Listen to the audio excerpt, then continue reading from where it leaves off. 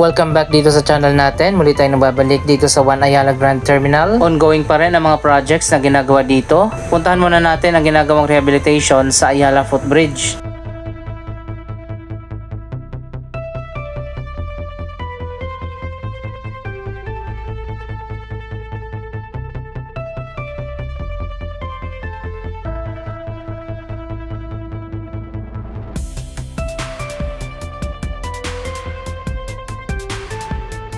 So ayan guys, ito na ang mas bago at mas pinaganda na Ayala Footbridge. Hindi pa yan tapos at ongoing pa rin yung ginagawa dyan. Tingnan natin yung progress.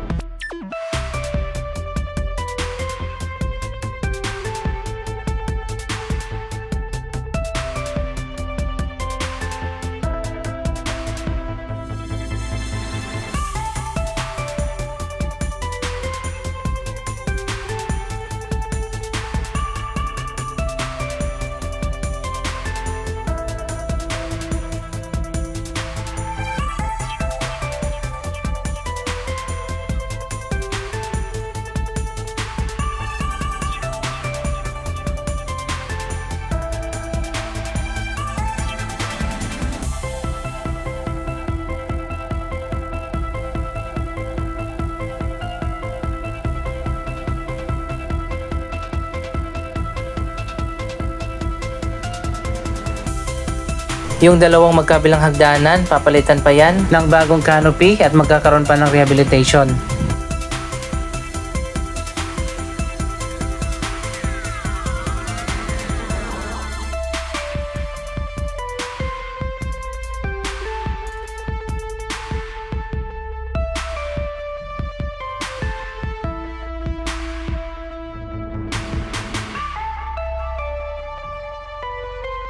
Pinalitan ng bagong canopy at pininturahan na rin dito sa main bridge na tumatawid sa EDSA Ayala.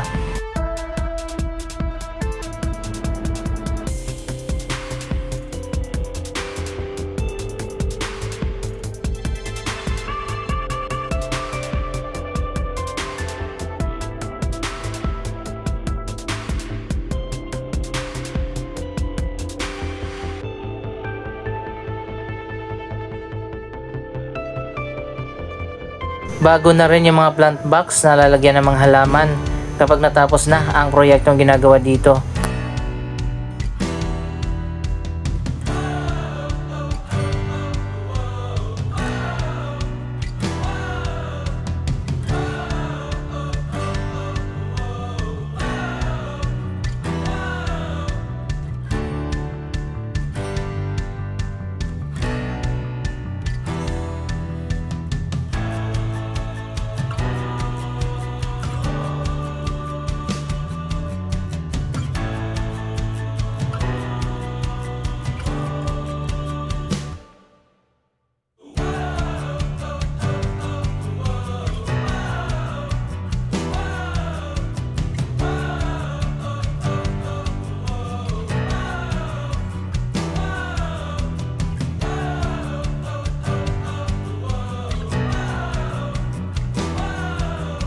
Iba talaga ang Ayala, no? Kahit yung footbridge, sinama nila sa rehabilitation para naman mag-match dito sa One Ayala Grand Terminal na isang napakaganda at world-class na proyekto. Yung ikatlong office tower naman dyan sa taas, malapit na rin matapos, nilagyan na ng mga glass windows at panels.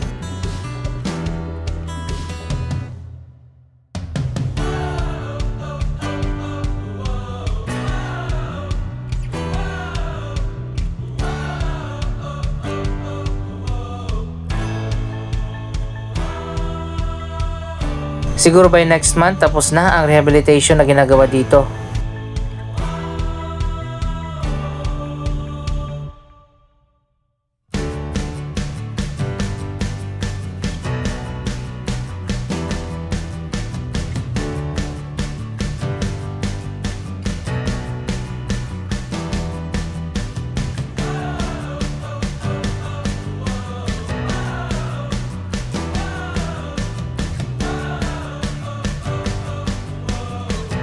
Dito pa lang sa entrance makikita naman natin kung gaano kaganda ang bagong One Ayala Mall.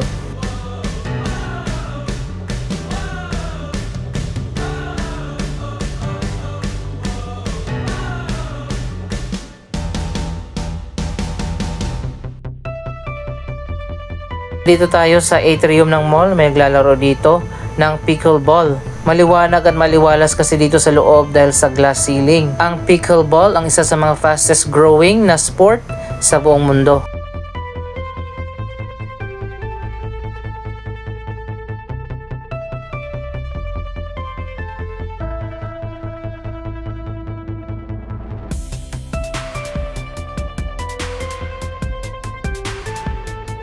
Hanggang ngayong 2024, coming soon pa rin ang iba't ibang mga stores, mga restaurant na magbubukas dito sa loob ng One Ayala Mall. Pero unti-unti na rin nadadagdagan ng mga bagong stores na nagbubukas na rin. Hindi na muna tayo gagawa ng mall tour at diretso tayo doon sa labas kung saan merong alfresco area na binuksan na.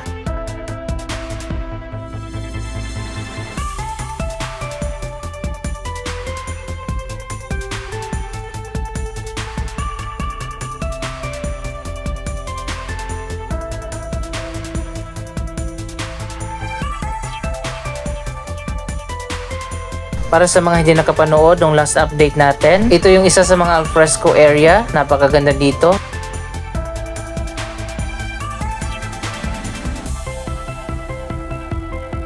Magkakaroon dito ng iba't ibang mga cafe at restaurant. Overlooking din siya dito sa Glorieta Park.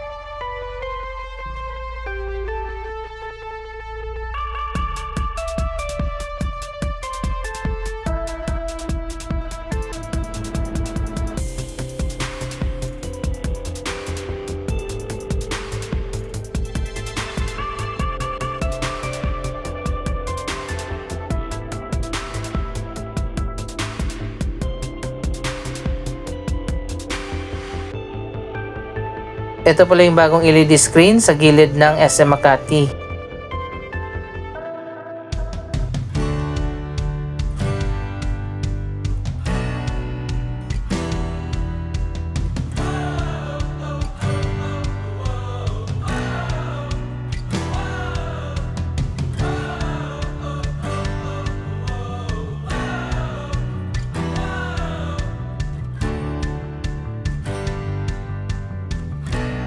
Ito naman ang bagong elevated walkway na nagko-connect sa One Ayala Mall papunta dyan sa SM Makati. Dalawang level ng SM Makati ang connected sa One Ayala.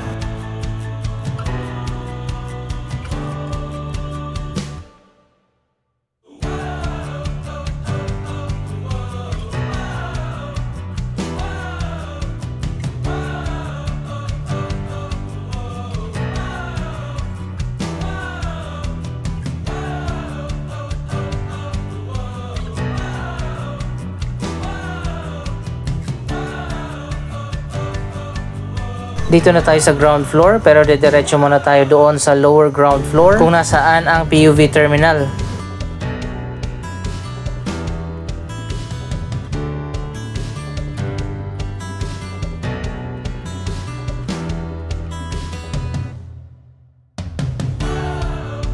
Bukas na nga dito ang Robinson Supermarket at iba't ibang mga stalls na nagbibenta ng mga pagkain at iba pang mga products.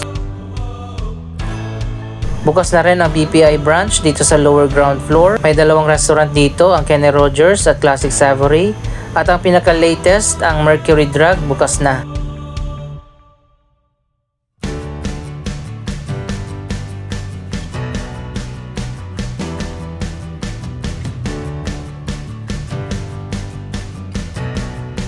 Andito na tayo sa PUV Terminal kung saan meron din sariling food court. Bukas na yung mga stores ng mga pagkain dito. Dalawa na lang yung coming soon pa.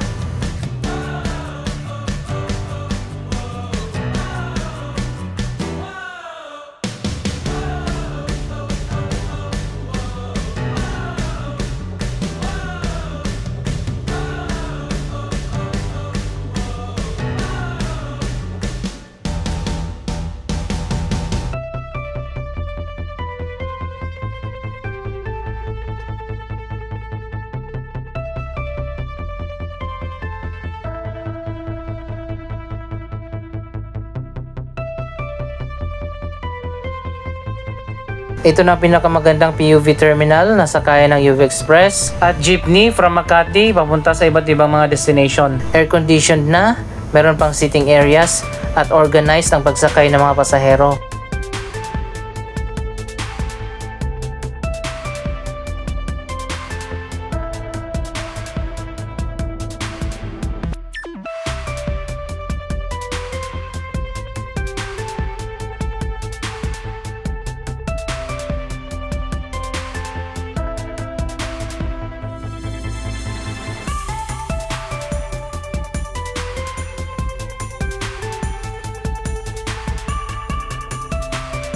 Dito naman tayo sa bus terminal. As usual, busy pa rin dito. At ang dami na nga sumasakay dito sa One Ayala Bus Terminal.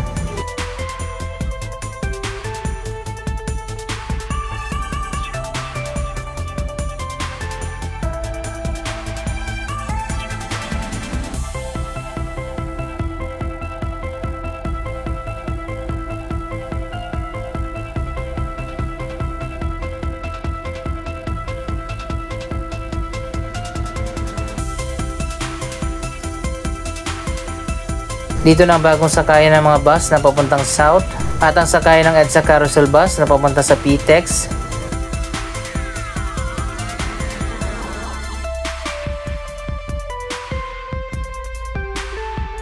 May mga bus na rin dito na papunta sa northern part ng Metro Manila katulad ng Fairview, Katipunan. May bus na rin na papuntang Antipolo at Naiya Airport.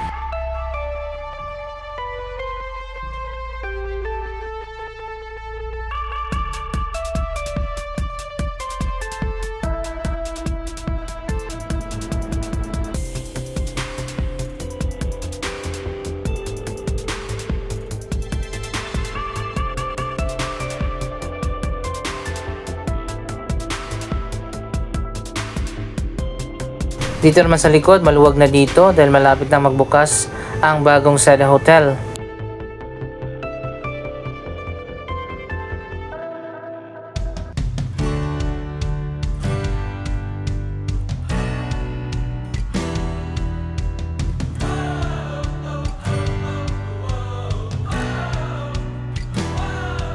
Ito na yung driveway at drop-off point dito sa harap ng hotel.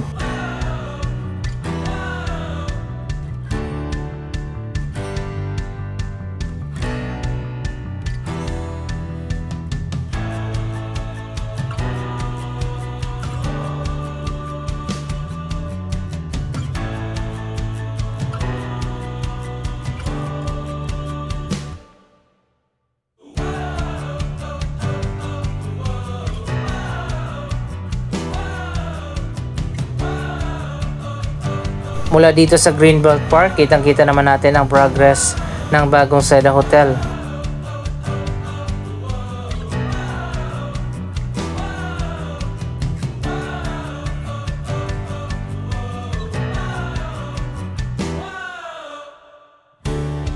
Nasa 3 or 4 na level ng mall ang may alfresco area.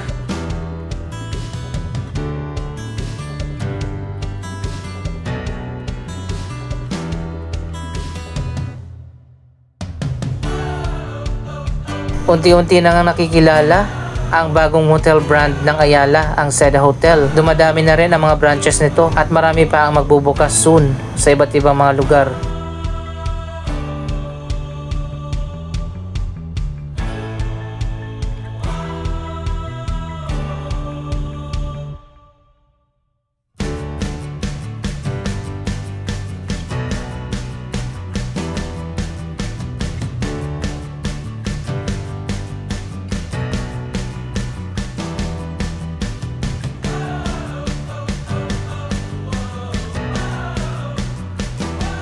Patuloy pa rin tayo na magbibigay ng latest update dito sa ongoing development ng One Ayala Grand Terminal.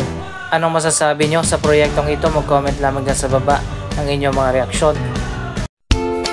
Maraming salamat sa inyong panonood. Don't forget to like, share, comment at subscribe. Thank you for watching!